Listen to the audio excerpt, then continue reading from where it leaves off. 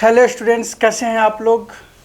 9th class वालों, जो आपने बताया कि मेरा पेपर है उसमें बहुत सारे इंपॉर्टेंट क्वेश्चन तो हम आपके साथ डिस्कस कर लिए थे, लेकिन कुछ एक्सरसाइज जो आपने बोला था कि सर उसके अंदर भी आपको इम्पोर्टेंट बताने हैं कि क्या आ सकते हैं क्वेश्चन में।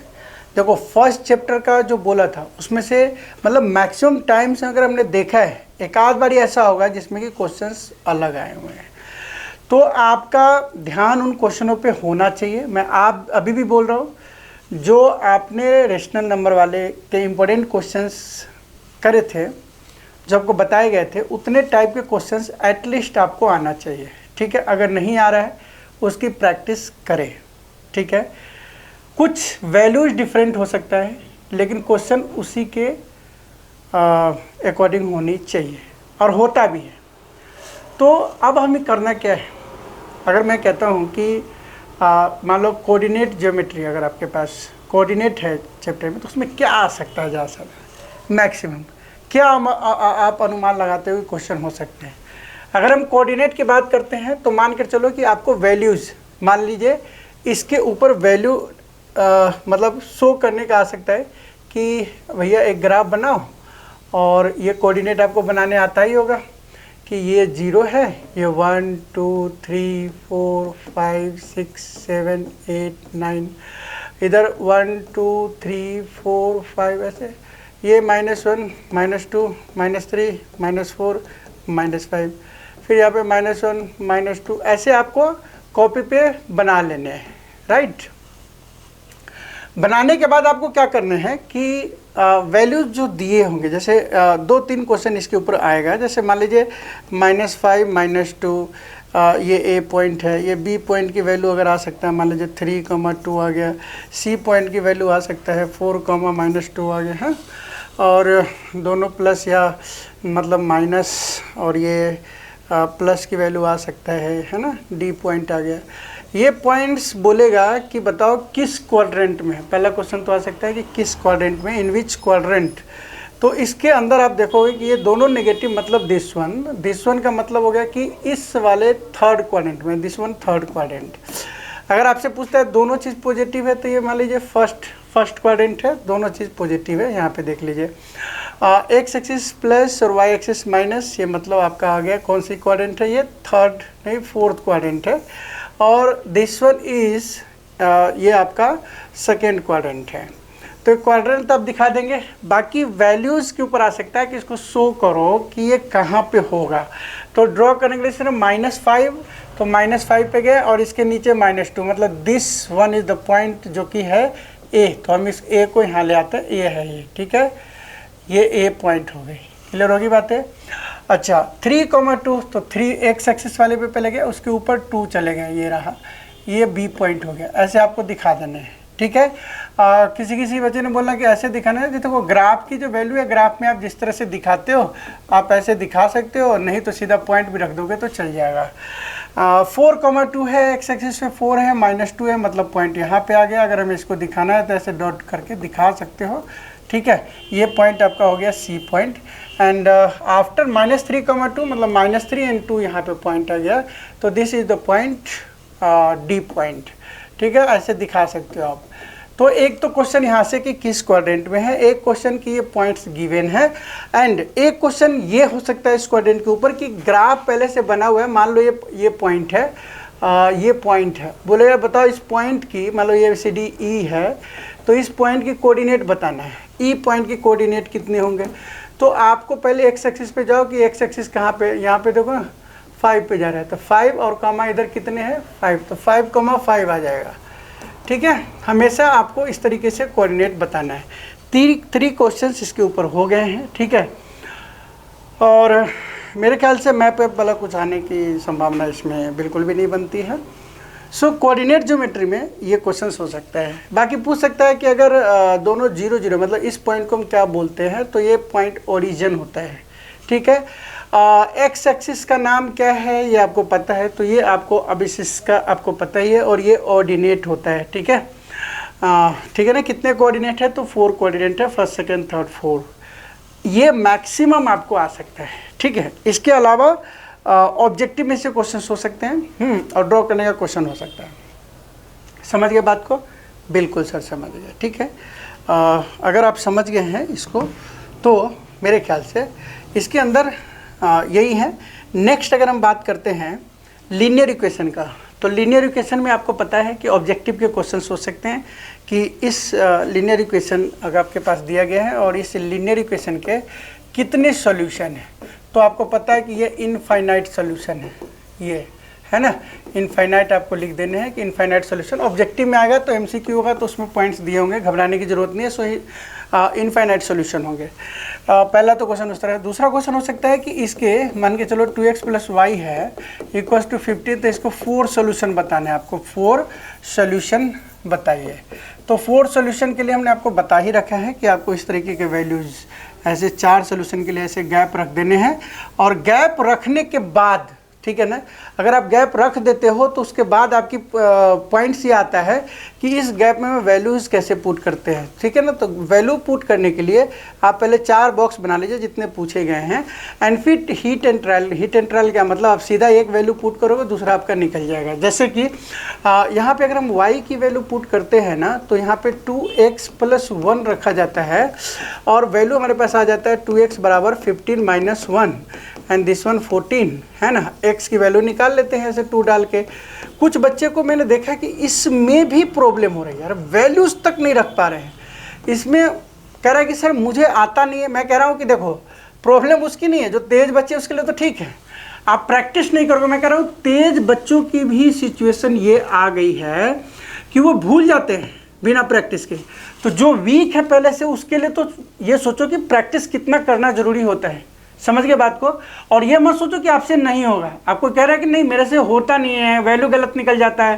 देखो उसके 1-2 पॉइंट्स प्रॉब्लम्स होती है जिस कारण से ऐसा होता है। अगर मान के चलो मैं x की वैल्यू यहाँ पे 0 रख देते हैं, x की वैल्यू 0 रख देते हैं, तो y = 15 होगा। आप यहाँ पे x की वैल्यू यहाँ पे पुट कर दोगे तो y की वैल्यू 15 आ जाएगा। तो हमने क्या किया, x की वैल्यू 0 लिया, y 15 आ गया। इस तरीके से आप कोई भी वैल्यू ले सकते हो। अगर हमने y की वैल्यू 3 ले लिया, मान लो y की वैल्यू 3 ले लिया, y 3 ले लीजिए। आप मन में ही देखो ये उधर जाके माइनस हो रहा है ना, तो 2x बराबर क्या हो रहा है, 15 - 3 हो रहा है, जो कि 12 हो गया। तो x की वैल्यू कितना हो जाएगा, 6 है। तो हमने 3 लिया तो ये 6 आ गया। इस तरीके से 4 सॉल्यूशन आपको निकालना है, जो कि ये क्वेश्चन इससे पूछे जाते हैं। दूसरा पॉइंट आपसे इससे क्वेश्चन क्या पूछा जाएगा, मैं आपको बता रहा हूँ। अगर आपके पास बुक है ना, तो उसमें से इस तरीके के क्वेश्चंस आपको करने हैं, ठीक है। सारे क्वेश्चंस तो नहीं बता रहे, लेकिन पॉइंट्स ऑफ क्वेश्चन है जहाँ से क्वेश्चन आते हैं। नेक्स्ट क्वेश्चन आ सकता है कि आपके पास मान के चलो एक इक्वेशन दे दिया गया, x + y = मान लीजिए 10 है, और यहाँ पे 4 वैल्यूज दे दिए गए हैं, 2, 3 है, 4, 6 दूसरी है ना, 5, 6 तीसरी, and fourth one not available any value. अब कह रहा है कि इनमें से कौन सी वैल्यू, कौन सा कोऑर्डिनेट इस इक्वेशन को प्रॉपर फॉलो करता है। तो ऐसे सिचुएशन दे सकता है। तो आप इस वैल्यू को पुट करके x और y के जगह पे देख लेना। 2 + 3 5 हो जाता है, 4 + 6 होता है, तो ये वाला आंसर हो जाएगा। सिंपल इक्वेशन है। इक्वेशन आपका कुछ भी तरीके से दे सकता है। आपको क्या करना है, वो वैल्यूज़ हमें निकालने हैं। x की जगह पे पुट करने हैं। मान लीजिए हमने यहाँ पे x की जगह पे 2 पुट कर लिया, 2 × 2 = 4 हो गया, यहाँ पे 5 कर दिया, 19। मान लो हम यहाँ पे 19 ही रखते हैं, तो हमें यहाँ क्या वैल्यूज आ सकता है। एक तो ये क्वेश्चन है। दूसरा हो सकता है कि देखो 2x + my बराबर है ना, कुछ भी दे दिया, 20 दे दिया। अब आपसे पूछेगा ये कोऑर्डिनेट है 2, 5, बोलेगा कि बताओ m की वैल्यू क्या है। तो आपको क्या करना है, ये जो वैल्यू है x के जगह पे और y के जगह पे पुट कर देना है। 2 × 2 कर देने हैं, 4 हो गए, एंड m × 5 कर देने हैं बराबर 20। तो हो जाएगा m = 20 - 4, और m की वैल्यू हो जाएगा 16/5। तो इस तरीके से क्वेश्चंस आ सकते हैं जिसमें m, p, q अलग अलग वेरिएबल दे सकते हैं, और उससे ये पता करना होगा कि आपके इसमें से कौन सी आंसर सही हो सकता है।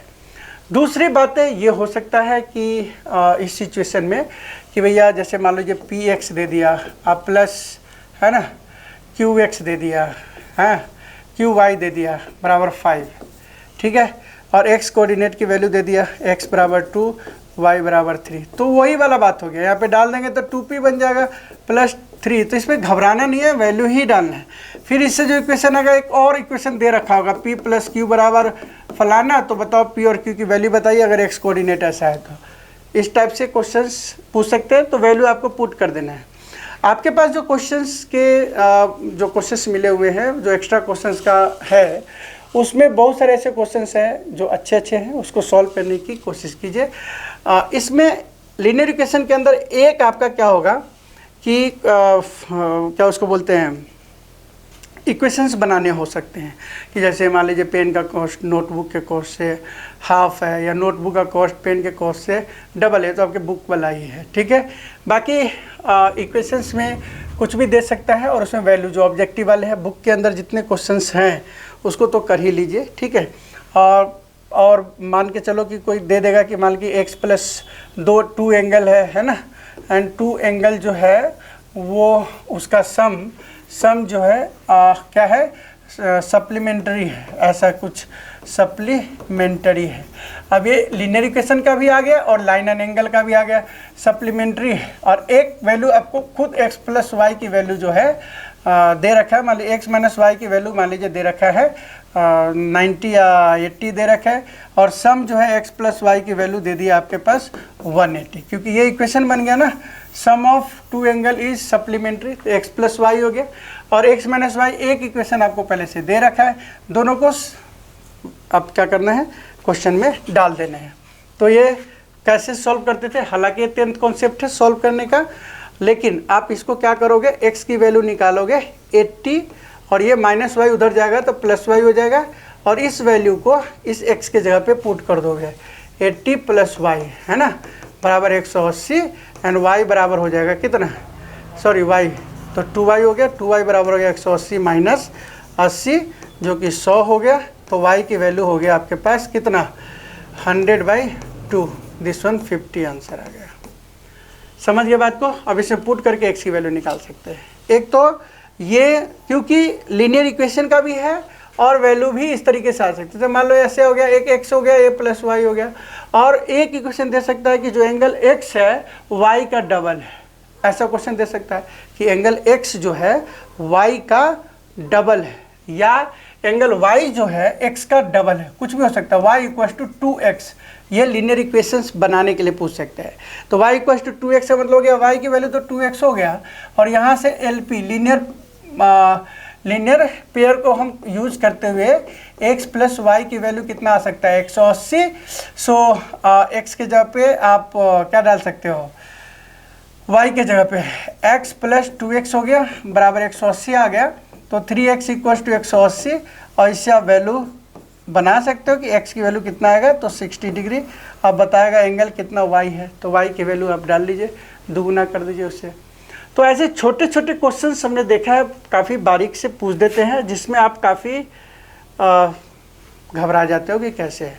बाकी हीरोन्स के फॉर्मूला में तो 7-8-10 क्वेश्चन ही है, जिसमें आपका जो हीरोन्स वाला फॉर्मूला है, हीरोन के अंदर जो फॉर्मूला आपने यूज किया हीरोन्स, उसके अंदर क्वेश्चंस में आप क्या देखते हो कि एस निकालते हैं, a plus B plus C upon में 2 करते हैं, और एरिया निकालने के लिए ये फॉर्मूला यूज़ करते हैं, s माइनस ए, s माइनस बी और s माइनस सी।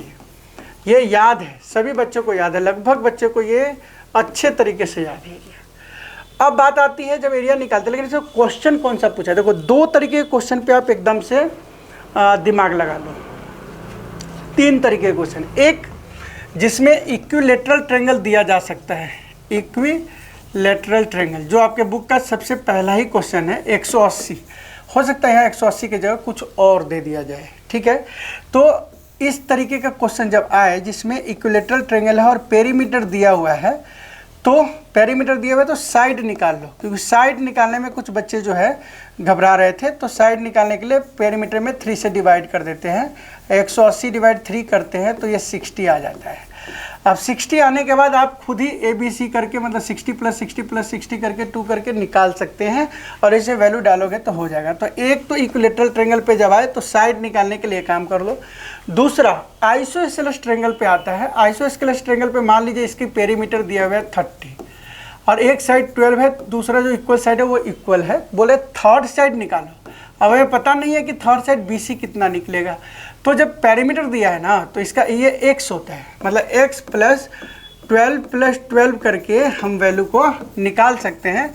x बराबर 30 माइनस 24 जो कि 6 हो जाएगा। जो थर्ड साइड आपके पास निकल गया, और जब थर्ड साइड निकल गया तब तो आप लोग निकाल ही लेते हो, है ना। s निकाल के फिर इस फॉर्मूला में डाल देना है। तीसरे फॉर्मूला जो है आपके रेशियो वाला होता है, ठीक है। जब रेशियो दिया हो, जैसे 3:4:5 दे दिया, है ना। अब आपको क्या करना है इसमें, और इसका पेरीमीटर दिया होगा, मान लो पेरीमीटर 90 दे दिया है।